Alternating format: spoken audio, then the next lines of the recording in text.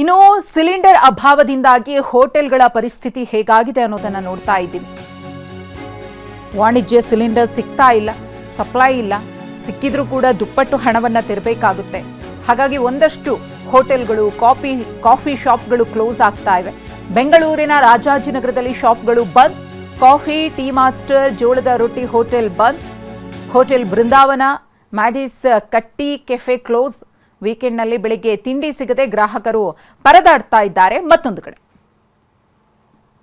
ನಮ್ಮ ಪ್ರತಿನಿಧಿ ಕಿರಣ್ ಸೂರ್ಯ ಮತ್ತಷ್ಟು ಮಾಹಿತಿಯನ್ನ ಕೊಡೋದಕ್ಕೆ ನೇರ ಸಂಪರ್ಕದಲ್ಲಿದ್ದಾರೆ. ಕಿರಣ್, ಗಮನಿಸ್ತಾ ಇದ್ದೀವಿ, ಒಂದು ಕಡೆ ಹೋಟೆಲ್ ಮಾಲೀಕರಿಗೆ ಸರಿಯಾಗಿ ವಾಣಿಜ್ಯ ಸಿಲಿಂಡರ್ಗಳು ಸಪ್ಲೈ ಆಗ್ತಿಲ್ಲ, ಇದರಿಂದ ಹೋಟೆಲ್ಗಳು ಬಂದ್ ಆಗ್ತಾ ಇದ್ರೆ, ಮತ್ತೊಂದು ಕಡೆ ಗ್ರಾಹಕರಿಗೆ ಮತ್ತೊಂದು ರೀತಿಯಲ್ಲಿ ಎಫೆಕ್ಟ್ ಆಗ್ತಾ ಇದೆ ಹೋಟೆಲ್ಗಳು ಬಂದ್ ಆಗ್ತಿರೋದ್ರಿಂದ.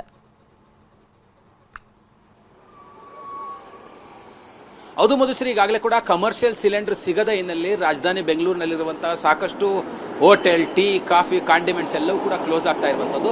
ಸದ್ಯ ನಾನೀಗ ರಾಜಾಜಿನಗರದಲ್ಲಿದ್ದೀನಿ. ರಾಜಾಜಿನಗರದಲ್ಲಿರುವಂತಹ ಸಾಕಷ್ಟು ಕಾಂಡಿಮೆಂಟ್ಸ್ ಆಗಿರ್ಬೋದು, ಹೋಟೆಲ್ ಆಗಿರ್ಬೋದು, ಕಾಫಿ, ಟೀ ಶಾಪ್ಗಳೆಲ್ಲವೂ ಕೂಡ ಕ್ಲೋಸ್ ಆಗ್ತಿರುವಂಥದ್ದು. ಅಂದರೆ ಈಗಾಗಲೇ ಯುದ್ಧ ಆರಂಭ ಆದಮೇಲೆ ಒಂದು 20-25 ದಿನಗಳಿಂದ ಈಗಾಗಲೇ ರಾಜಧಾನಿ ಬೆಂಗಳೂರಿನಲ್ಲಿ ತುಂಬ ದೊಡ್ಡ ಮಟ್ಟದಲ್ಲಿ ಕಮರ್ಷಿಯಲ್ ಗ್ಯಾಸ್ ಸಿಲಿಂಡರ್ಗಳ ಅಭಾವ ಉಂಟಾಗಿರುವಂಥದ್ದು. ಆ ನಿಟ್ಟಿನಲ್ಲಿ ಒಂದಷ್ಟು ಇದ್ದಂತಹ ಸಿಲಿಂಡರ್ಗಳನ್ನು ಬಳಕೆ ಮಾಡಿ ಗ್ರಾಹಕರಿಗೂ ಕೂಡ ಸೇವೆಯನ್ನು ಕೊಡಲಿಕ್ಕೆ ಹೋಟೆಲ್ ಮಾಲೀಕರು, ಕಾಂಡಿಮೆಂಟ್ಸ್ ಅವರು ಮುಂದಾಗಿದ್ರು. ಆದರೆ ಈಗ ತುಂಬ ದೊಡ್ಡ ಮಟ್ಟದಲ್ಲಿ ಸಮಸ್ಯೆ ಆರಂಭವಾಗಿರುವಂಥದ್ದು. ಅಂದರೆ ಬ್ಲ್ಯಾಕ್ನಲ್ಲೂ ಕೂಡ ಸಿಲಿಂಡರ್ ಸಿಗ್ತಾ ಇಲ್ಲ. ಸಿಕ್ಕರೂ ಕೂಡ 1900 ರೂಪಾಯಿ ಇರುವಂತಹ ಕಮರ್ಷಿಯಲ್ ಸಿಲಿಂಡ್ರು 3000, 4000, 5000, ಒಂದೊಂದು ಕಡೆಗಳಲ್ಲಿ 7ರಿಂದ 8,000ಕ್ಕೂ ಕೂಡ ಮಾರಾಟವಾಗ್ತಾ ಇರುವಂಥದ್ದು. ಇಷ್ಟೊಂದು ಬೆಲೆಯನ್ನು ಕೊಟ್ಟು ತಂದು ಮಾರಾಟ ಮಾಡಿದ್ರೆ ಏನು ಲಾಭ ಸಿಗತ್ತೆ, ಲಾಸ್ ಮಾಡ್ಕೊಳ್ಬೇಕಾಗತ್ತೆ ಅನ್ನೋಂಥ ಹಿನ್ನೆಲೆಯಲ್ಲಿ ಈಗಾಗಲೇ ಸಾಕಷ್ಟು ಹೋಟೆಲ್ ಮಾಲೀಕರು ತಮ್ಮ ಹೋಟೆಲ್ಗಳನ್ನು ಕ್ಲೋಸ್ ಮಾಡಿರುವಂಥದ್ದು.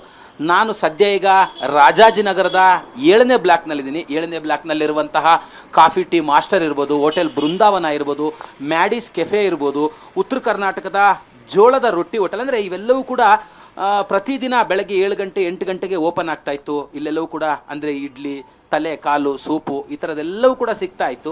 ಸಾಮಾನ್ಯವಾಗಿ ರಾಜಾಜಿನಗರದ 7ನೇ ಬ್ಲಾಕ್ ಸುತ್ತಮುತ್ತ ಸಾಕಷ್ಟು PG, ಹಾಸ್ಟೆಲ್ ಎಲ್ಲವೂ ಇರೋದ್ರಿಂದ ವಿದ್ಯಾರ್ಥಿಗಳು, ಒಂದಷ್ಟು ಕೆಲಸಕ್ಕೆ ಹೋಗೋರೆಲ್ಲರೂ ಕೂಡ ಈ ಹೋಟೆಲ್ಗಳಿಗೆ ಬಂದು ವಾಪಸ್ ಹೋಗ್ತಾ ಇದ್ದಾರೆ. ಅಂದರೆ ಇವೆಲ್ಲ ಹೋಟೆಲ್ಗಳು ಓಪನ್ ಇರುತ್ತೆ, ಬೆಳಗ್ಗೆನೇ ತಿಂಡಿ ಊಟ ಏನಾರು ತೆಗೆದುಕೊಂಡು ಹೋಗ್ಬೋದು. ಭಾನುವಾರ ಒಂದಷ್ಟು ನಾನ್ ವೆಜ್ ಅಂದರೆ ಬಿರಿಯಾನಿಯನ್ನು ಸಹಿಬೋದು ಅಂದ್ಕೊಂಡಿದ್ದವರಿಗೆ ಒಂದಷ್ಟು ಶಾಕ್ ಉಂಟಾಗಿರುವಂಥದ್ದು.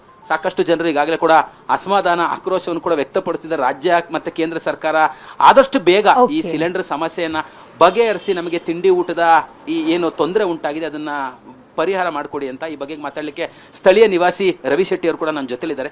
ಸರ್, ಯಾವ್ಯಾವ ಹೋಟೆಲ್ ತಮ್ಮ ಮನೆ ಬಳಿ ಇರುವಂಥದ್ದು ಕ್ಲೋಸ್ ಆಗಿದೆ, ಎಷ್ಟು ದಿನ ಆಯ್ತು, ಏನು ಕಾರಣ ಅಂತ ಹೇಳ್ತಿದ್ದಾರೆ ಅಂತ? ಈಗ ನೋಡಿ, ಕಾಫಿ ಟೀ ಕುಡಿಯೋಣ ಅಂತ ಹೇಳಿದ್ರೆ ಕಾಫಿ ಟೀ ವ್ಯವಸ್ಥೆ ಇಲ್ಲ. ಈಗಾಗಲೇ ನಮ್ಮ ಈ ಏನು ಟೀ ಮಾಸ್ಟರ್ ಬಂದಾಗಿ 3 ದಿನ ಆಗೋಯ್ತು.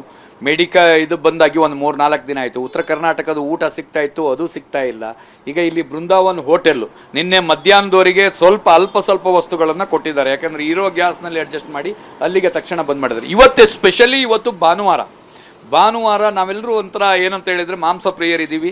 ಮಾಂಸವನ್ನು ತಿನ್ನೋಣ ಅಥವಾ ಯಾವುದೋ ಒಂದು ಸೂಪ್ ಕುಡಿಯೋಣ, ಬೆಳಗ್ಗೆ ಸೂಪು ಇಡ್ಲಿ ತಿನ್ನೋಣ ಅಂತ ಹೇಳಿದರೆ ಇಲ್ಲಿ ಯಾವ ವ್ಯವಸ್ಥೆ ಕೂಡ ಇಲ್ಲ.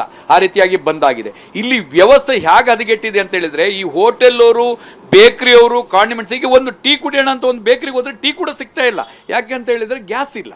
ಈ ಗ್ಯಾಸನ್ನ ಎಲ್ಲೋ ಯುದ್ಧ, ಈಗ ಇಸ್ರೇಲ್ ಮತ್ತು ಇರಾನ್ ಮತ್ತು ಅಮೆರಿಕ ಮಧ್ಯೆ ಯುದ್ಧ ನಡೀತಾ ಇರಬೇಕಾದ್ರೆ ಇಂಡಿಯಾದಲ್ಲಿ ಅತಿ ಕಡಿಮೆ ಅವಧಿಯಲ್ಲಿ ಇಷ್ಟೊಂದು ದೊಡ್ಡ ಮಟ್ಟದ ಗ್ಯಾಸ್ ಅಭಾವ ಸಿಗ್ತಾ ಇದೆ ಅಂತ ಹೇಳಿದ್ರೆ, ಆಗ್ತಾ ಇದೆ ಅಂತ ಹೇಳಿದ್ರೆ, ದೇಶ ಮತ್ತು ನಾಡು ಮತ್ತು ದೇಶ ಎರಡಿಗೂ ನಾಚಿಕೆ ಆಗುವಂಥದ್ದು, ಆಡಳಿತ ನಡೆಸುವವರಿಗೆ ನಾಚಿಕೆ ಆಗುವಂಥ ಒಂದು ಪರಿಸ್ಥಿತಿ. ಇಲ್ಲಿ ಈ ಚುನಾವಣೆಯನ್ನ ಅಡ್ಡ ಇಟ್ಟುಕೊಂಡು ಇವರು ಏನು ಒಂದು ಇದನ್ನ ಕೃತಕ ಅಭಾವವನ್ನು ಸೃಷ್ಟಿ ಮಾಡ್ತಾ ಇದ್ದಾರೆ. ಗ್ಯಾಸ್ ಅನಿಸ್ತಾ ಇದೆ ಎಷ್ಟು ಒಂದು ಗ್ಯಾಸಿಗೆ ಇವಿಷ್ಟು ಕೂಡ ಸ್ಥಳೀಯ ನಿವಾಸಿಗಳ ಆಕ್ರೋಶ ಮತ್ತೆ ಅಸಮಾಧಾನ. ಹೋಟೆಲ್ಗಳು ಕ್ಲೋಸ್ ಆಗಿರೋದಕ್ಕೆ, ಊಟ ತಿಂಡಿ ಕಾಫಿ ಸಿಗದೇ ಇರೋಂಥದ್ದಕ್ಕೆ. ಧನ್ಯವಾದ ಕಿರಣ್ ತಮ್ಮ ಮಾಹಿತಿಗಾಗಿ. ಗದಗ ಜಿಲ್ಲೆಯಲ್ಲಿ ಗ್ಯಾಸ್ ಏಜೆನ್ಸಿ ಸಿಬ್ಬಂದಿ ಕಳ್ಳಾಟ, ಇದನ್ನೇ ಬಂಡವಾಳ ಮಾಡಿಕೊಂಡಿದ್ದಾರೆ.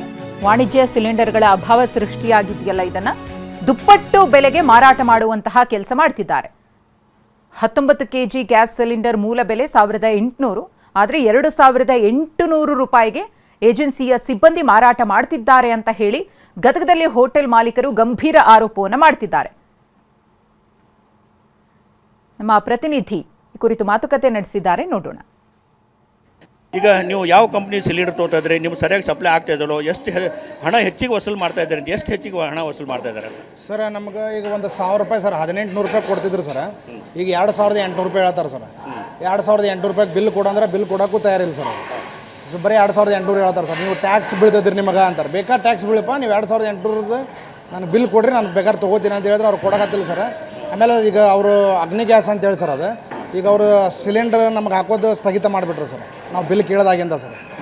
ಹಿಂಗಾಗಿ ಸರ್ ಆಮೇಲೆ ಈಗ ನಮಗೆ ಒಂದು ದಿನಕ್ಕೆ 4 ರಿಂದ 5 ಸಿಲಿಂಡರ್ ಬೇಕು. 1 ಅಥವಾ 2 ಅಷ್ಟೇ ಹಾಕತ್ತಾರೆ ಸರ್. ಇನ್ನೊಂದು 2-3 ದಿನದೊಳಗೆ ನಮ್ಮ ಹೋಟೆಲ್ ಒಲಿಗೆ ಬರ್ತದೆ ಸರ್ ಅಷ್ಟೇ. ಆಮೇಲೆ ಇಲ್ಲಿ ಒಲಿಗೆ ಹಚ್ಚೋಕ್ಕೂ ಸರ್ KSRTC ಅವ್ರಿಗೆ ಪರ್ಮಿಷನ್ ಕೇಳಿವಿ ಸರ್. ಅವರು ಮೊದಲು ನಮ್ಗೆ ಅಗ್ರಿಮೆಂಟ್ ಮಾಡ್ಕೊಳ್ಳೋ ಮುಂದೆ ಒಲಿಗೆ ಇಲ್ಲಿ ಹಾಕೋಂಗಿಲ್ಲ ಅಂತೇಳಿ ಪರ್ಮಿಷನ್ಗೆ ಅಗ್ರಿಮೆಂಟ್ನಾಗ ಆಗಿರ್ತದೆ ಸರ್. ಒಲಿಗೆ ಇಲ್ಲಿ ಅವಕಾಶ ಇಲ್ಲ ಅಂತ. ಮೊನ್ನೆ ಹಿಂಗೆ ಇಂಥ ಸಮಸ್ಯೆ ಆಗೈತೆ ಸರ್. ಹಿಂಗೆ ಅಂತ ಹೇಳಿದ ಮ್ಯಾಗ ಅವರು ನಿಮ್ಗೆ ಎಷ್ಟು ರಿಕ್ವೈರ್ಮೆಂಟ್ ಕೇಳಿರಿ, ನಾನು ಗೌರ್ಮೆಂಟ್ ಕಡೆ ಲೆಟ್ರ್ ಕಳಿಸ್ತೀನಿ, ಅವ್ರ ಕಡೆ ಏನು ಕೊಡ್ಸೋಕ್ಕಾದ್ರೆ ಸಾಧ್ಯ ಅಂತೇಳಿ ನೋಡ್ಯಾರ ಸರ್. ಅದು ಇಲ್ಲಿವರೆಗೂ ಅವರು ಏನೂ ಕ್ರಮ ಕೈಗೊಂಡಿಲ್ಲ ಸರ್. ನಮ್ಮ ಕಡೆಯಿಂದ ಎಷ್ಟು ರಿಕ್ವೈರ್ಮೆಂಟ್ ಬೇಕಂತೇಳಿ ತೊಗೊಂಡ್ರೆ ಸರ್.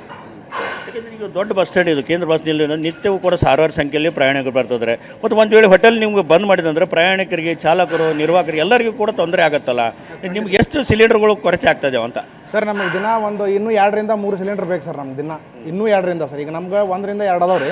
ಇನ್ನೂ 2 ರಿಂದ 3 ಸಿಲಿಂಡರ್ ಆದ್ರೆ ಸರ್ ನಮ್ಗೆ ಎಲ್ಲ ಐಟಮ್ಗಳಿಗೆ ಬರೋಬ್ಬರಿ ಆಗ್ತದೆ ಸರ್. ಆಮೇಲೆ ಸರ್ ಈಗ ನಮ್ದು ಇನ್ನೊಂದು ಏನು ಸರ್, 1800 ರೂಪಾಯಿ ಕೊಡೋ ಸಿಲಿಂಡ್ರನ್ನ ನಾವು ಅವತ್ತು 60 ರೂಪಾಯಿಗೆ ದೋಸೆ ಕೊಡ್ತಾರೆ. 1800 ರೂಪಾಯಿ ಇದ್ದಾಗ ಸರ್ 2800 ಇದ್ದಾಗ 60 ರೂಪಾಯಿಗೆ ದೋಸೆ ಕೊಡತ್ತೆ ಸರ್. ಹಿಂಗಾಗಿ ನಮ್ಗೆ ಹೋಟೆಲ್ ನಡೆಸೋದು ಭಾಳ ಕಷ್ಟ ಆಗ್ತದೆ ಸರ್. ಅಂದರೆ ಇದೇ ರೀತಿ ಸಿಲಿಂಡರ್ ರೇಟ್ ಜಾಸ್ತಿ ಆದರೆ ನಿಮ್ಮದು ಐಟಮ್ಗಳು ರೇಟ್ ಕೂಡ ಜಾಸ್ತಿ ಮಾಡಬೇಕಾಗತ್ತೆ. ಮಾಡಬೇಕು, ಅನಿವಾರ್ಯ ಸರ್ ಅದು. ಯಾಕಂದ್ರೆ ನಾವು ಹೋಟೆಲ್ ನಡೆಸ್ಬೇಕಾರೆ ಈ KSRTC ಬಾಡಿಗೆ ದೊಡ್ಡದಿರ್ತದೆ ಸರ್. ಈಗ ಅವರು ನಾವು ಇನ್ನೊಂದು 3-4 ದಿನ ನೋಡ್ತೀವಿ ಸರ್. ಸರ್ಕಾರದಿಂದ ಸಿಲಿಂಡರ್ ಸರಿಯಾಗಿ ಸಪ್ಲೈ ಆಯಿತು, ಚಲೋ ಆಯ್ತು ಸರ್. ಇಲ್ಲ ಅನಿವಾರ್ಯವಾಗಿ ರೇಟ್ ಜಾಸ್ತಿ ಮಾಡಿದವ್ರು, ಇಲ್ಲಾಂದ್ರೆ KSRTCಗೆ ಬೇಡಕೋತೀವಿ ಸರ್. ಏನಂತ ನಮ್ದು ಇಲ್ಲರ ಹಿಂಗೆ ಸಿಲಿಂಡರ್ ಸಪ್ಲೈ ಇಲ್ಲ, ನೀವು ಬಾಡಿಗೆ ಬಿಡ್ರಿ ಅಂತ ಕೇಳ್ಕೊತೀವಿ ಸರ್ ಅವ್ರು. ಇದಿಷ್ಟು ಏನು ಹೋಟೆಲ್ ಮಾಲೀಕರ ಮಾತು. ಕ್ಯಾಮ್ರಾಮನ್ ಶಂಭು ಜೊತೆ ಸಂಜೀವ್ ಪಾಂಡ್ರೆ, TV9 ಗದಗ.